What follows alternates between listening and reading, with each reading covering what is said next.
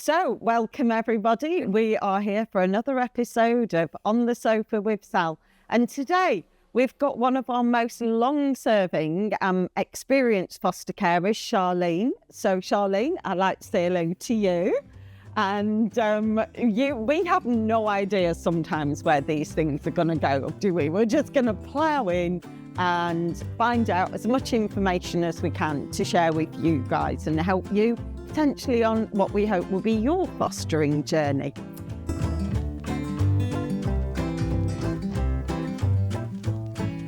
So, we have known each other for quite a while, Charlene. Can you tell me how many years is it since I came and sat on your sofa? Oh, quite some time now. Yeah, about 2017, wasn't it? So it's about just over 10 years. 10 years. Oh my gosh, I can't believe how much time has flown. Just for people out there that don't know, although I'm the founder of the company, I do try and do all the initial visits myself because I think it's really important. You get to know who runs the company and I get to welcome people on board because you are extremely important, essential to what we do. So you had a few different fostering agencies come out and see you. Yeah, we definitely had quite a few. I think around 7 in total, Wow. including the LA. But then when you came, I got, just before you came, I gave up hope. I was thinking, I'm going to find the right one. But then you came down my driveway with a string first. And I thought, oh, you are just my type of person. Come on in. And the best thing is you acknowledged my child, my birth child, and nobody had done that until that point. So that was really. And that is so important because you don't come as just adults, you come as a full family package, and that whole family is supporting the fostering journey with you. And obviously, like, it's been a roller coaster journey, and I'm so glad you're still here with us doing this. The biggest thing is though, we got what we see in you. We didn't get that feeling with any other place. And even though we did work for some of these companies before we moved to you, we didn't get that feeling. And that's what we were seeking. And now we've got it. It's just great. And I think Apex is like, bish, bash, bosh. We do what we say on the tin. We don't make things complicated. It's hard enough fostering. You've got to have an agency behind you that trusts you, that gives you everything you need, all the tools, the training and the support, which we're going to talk about later because support is a major issue for people in order to do this. You're opening up your home, your lives, your family. It's going to change forever. Yeah. So thank you for that feedback. Always helpful and appreciated. So let's talk about your journey in terms of you'd fostered for other agencies. Can you tell me about what your decision was to look for another agency? What were they not meeting in terms of your needs? All our needs, really. Wasn't listened to, wasn't heard. When professionals come into the house, they didn't take our views into consideration at all, didn't hear us, didn't listen to us. My birth child was not even acknowledged, and that was a real tough thing because lots of people told us that our birth child will suffer through this process.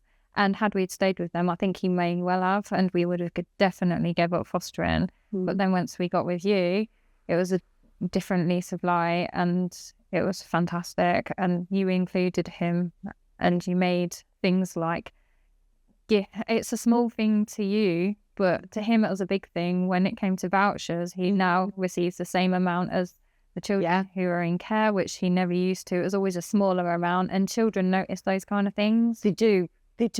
And for us, it's really important. All our foster and birth children to the age of 18 get vouchers on their birthday and for Christmas. And we don't distinguish because a lot of our foster children are long term and they become part of your family. And that's the way we want it. So could you perhaps tell me about what your family, your birth foster blended family looks like now, please? It's honestly amazing. And I'd be telling this to anybody, just do it. Yeah. Don't think about what it could be or how bad it could possibly be, because it's really not bad. You work with what you've got and you shape and mold as much as you can, and you go forward. You work things out when it gets tough. Yeah. You lean on your support. The biggest thing is just don't hide in the dark. Yeah. If you've got a problem, just reach out. And you guys are all so approachable. Yeah. That I've never felt like I can't talk to anybody. And in terms of children, tell me, not names, but the ages maybe of the children you've got, and whether they're foster or birth kids. Yeah. I have 2 boys, and they are actually both the same age. They're 14. And then one fostered and one birth son. Yeah. And then I've got a birth daughter and another foster daughter. Yeah. And they are 8 and 6. Yeah. And that really works well. Yeah. It really does. And it wasn't intentional. It was just how it came, and it works really well. And I'm so pleased. Yeah. We can do so many things together and achieve things.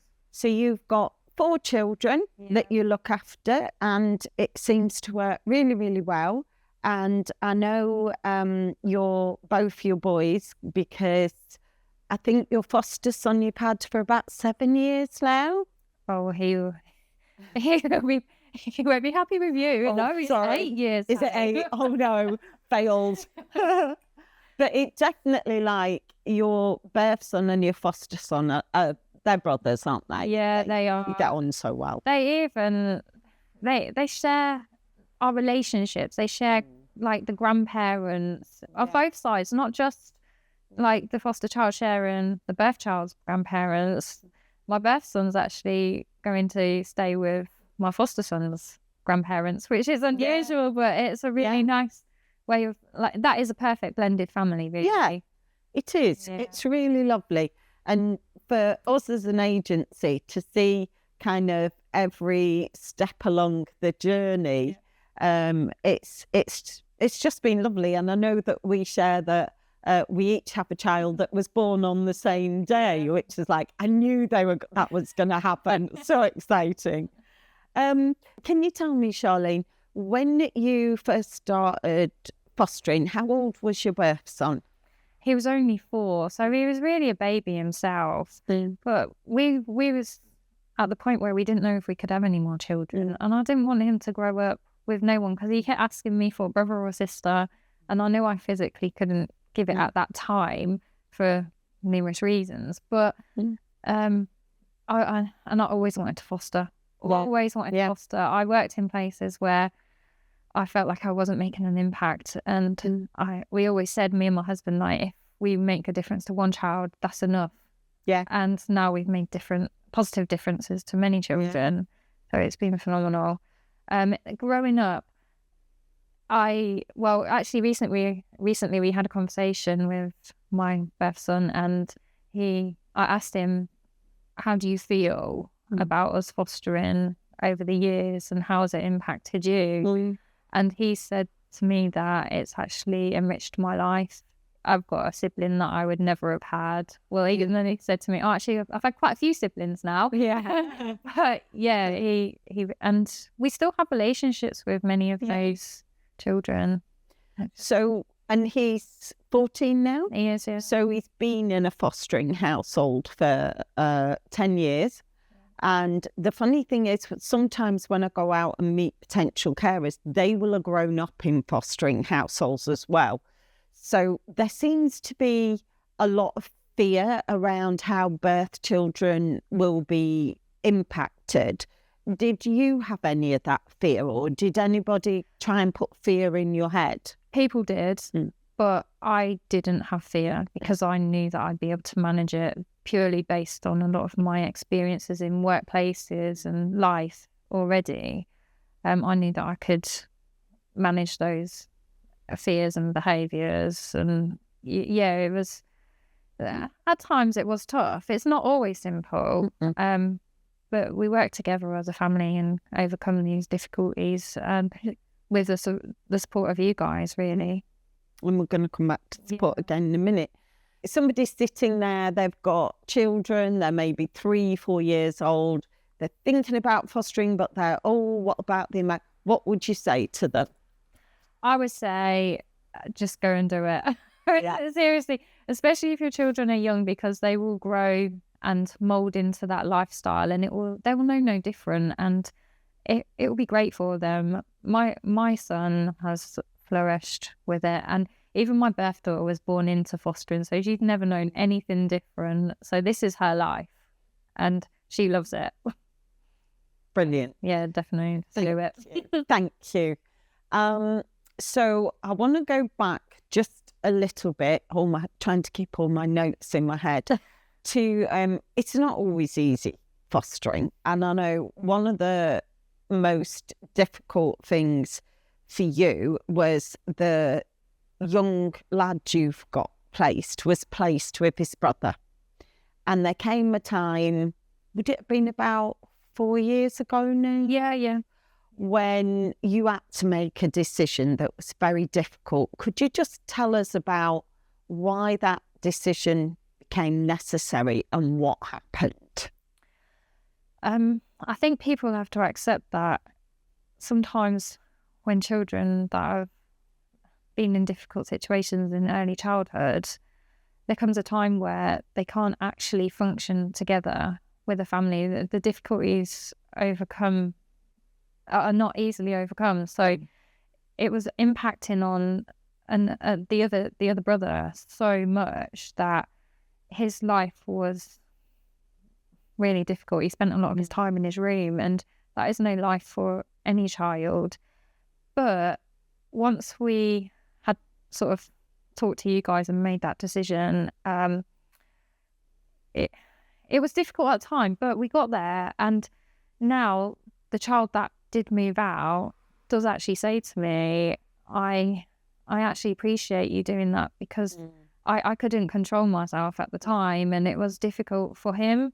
And we knew that we weren't able to manage it. So it wouldn't have been fair to continue in that cycle, which would have just got worse and worse. Yeah. And I feel like sometimes there's a real pressure to keep kids together when actually they're going to thrive better apart. In this situation, that did happen. Yeah.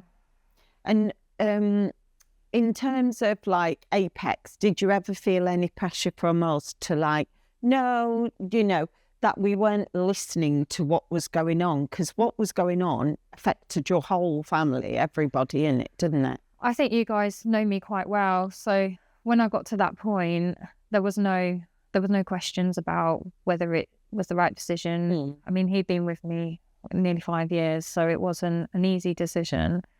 But yeah, we were fully supported by you guys. Absolutely. Good. And maybe now's the time to talk about support, because not only are you an amazing and wonderful foster carer, but you're also one of our support managers, and you provide support to a number of new and experienced carers.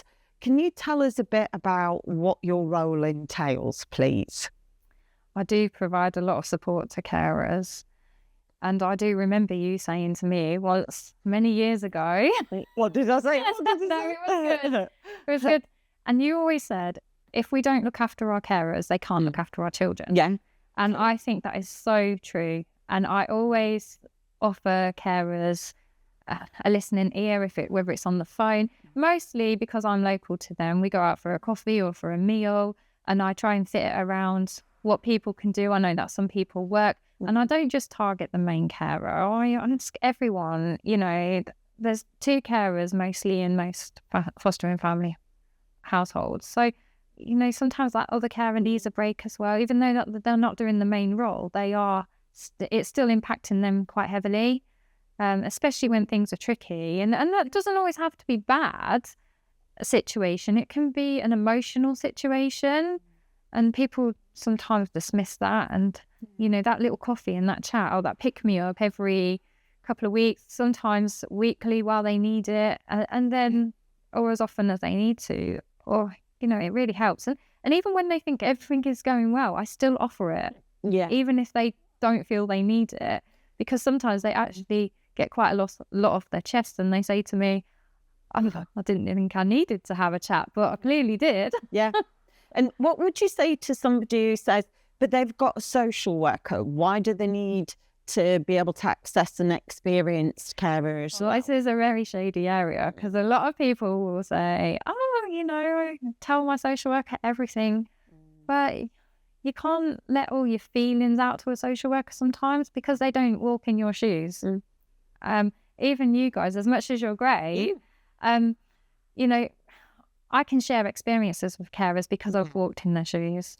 Yeah. And that's what they need to hear sometimes. And I think sometimes, like, it might be as simple as you're trying to get a kid to bed at night and they're not following you're not necessarily going to phone your social worker and tell them, but because you've had that experience of children refusing to go to bed, or like, you can be a more experienced sounding ear, I think, sometimes. Absolutely. Just reassuring people. We all need that. So what's often quoted in research is the main reason why people withdraw from fostering is a lack of support from their agency, primarily. So could you just tell people out there about what, apart from the mentoring support service, what other things does Apex do to support its carers? They offer days out, family opportunities to get together with other foster carers. I also arrange outings so that we can meet up as fostering family households in normal circumstances, such as play areas, local parks, things which are natural for people to attend. It doesn't have to be focused on fostering. You have to remember you're normal people. Just because you have that status of a fostering family, you are a normal family. Yeah. You're just blended.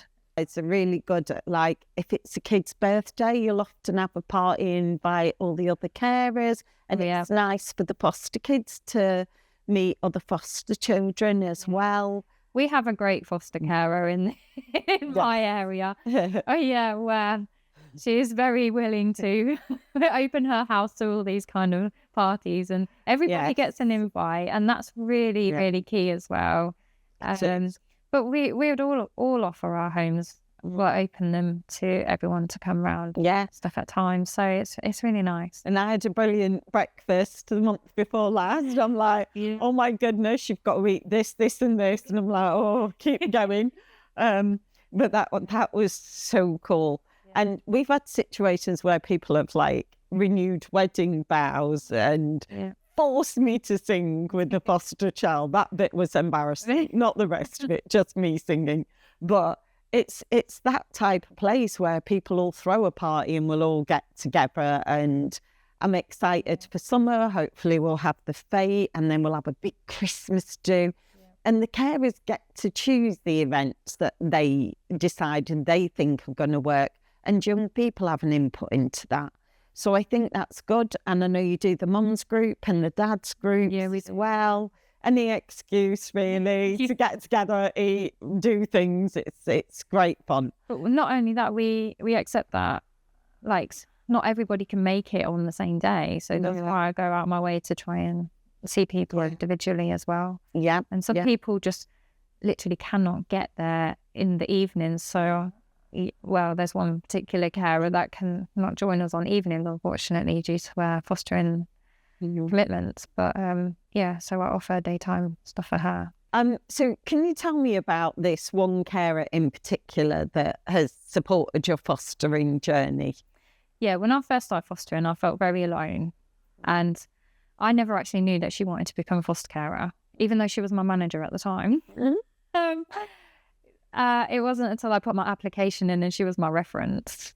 I see her post on Facebook about becoming a foster carer, and I was like, why didn't you come to me?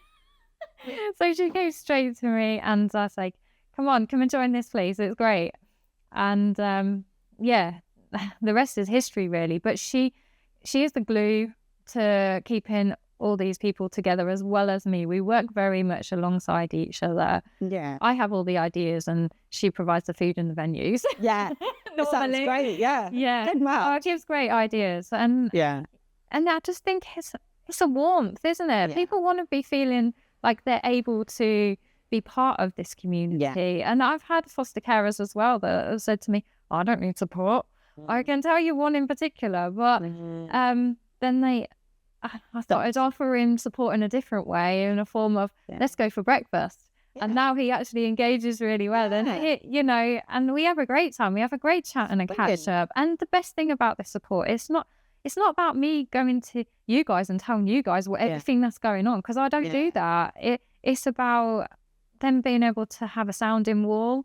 And just tell someone that understands. Because you do find in fostering, you cannot speak to your family. And unfortunately, they don't get it on the same level as another foster carer does. No. And I agree. I think it's so important. So when you started fostering, you were at a point where you were working. You could have carried on working full-time outside of the home. What was going through your mind when you were like, shall I foster? Shall I go and work in a maybe not very rewarding job? Can you tell me a bit about your decision making there? Yeah, well, actually, I did work for some time after. I think it was around a year, but the commitments were quite tough to manage everything at once. And I really noticed significant improvements once I gave my job up.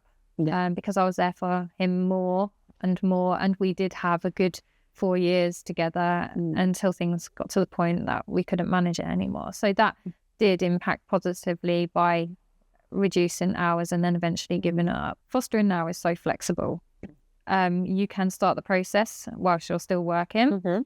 You can also continue the process and start fostering while you're still working until you've made that decision of whether you want to do it full time.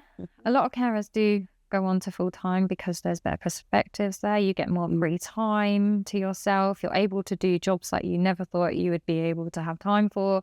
You can actually end up earning a lot more than the ordinary book standard job day to day. And day to day jobs are quite boring. This is always different, and that's what I love. I absolutely love that. Amazing. My freedom. Yeah, exactly. It kind of feels like a win-win, and I never understand why more people don't want to do it, because the pay is quite good. I'm not saying it's a 24/7 job and it's hard work. We all know that. But as you say, flexibility, good income, especially if you have more than one child, and you're making such a difference in the world. So why would you want to go and do a boring job? Don't do it. Come foster instead. Yeah, definitely. So when you're a foster carer, you receive an allowance.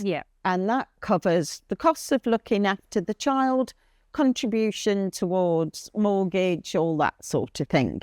And the tax-free sum that you can earn to is very high.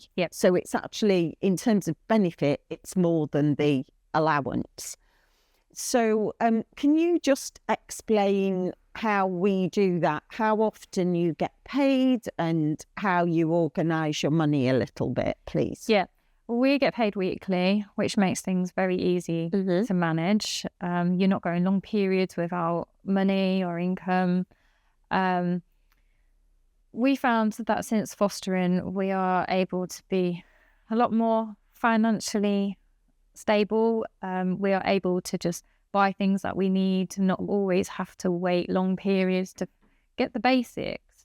Like in lockdown, we built a huge play centre in our garden because we knew it was going to meet the children's needs, and it made life so much easier because we weren't able to go on holidays. But as soon as the lockdown was lifted, we were definitely on holiday. But they're holidays that we probably wouldn't have really been able to afford before. So it's enriched all our lives.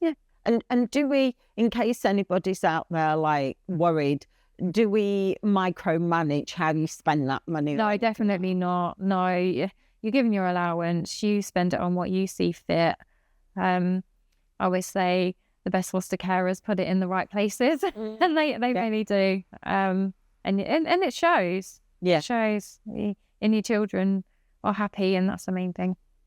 Can you tell me your proudest moment as a foster carer to date? And I know it's going to be difficult because there'll be a lot for you. Yeah, there's a lot. I've actually got two. Right. One was quite recent. Oh.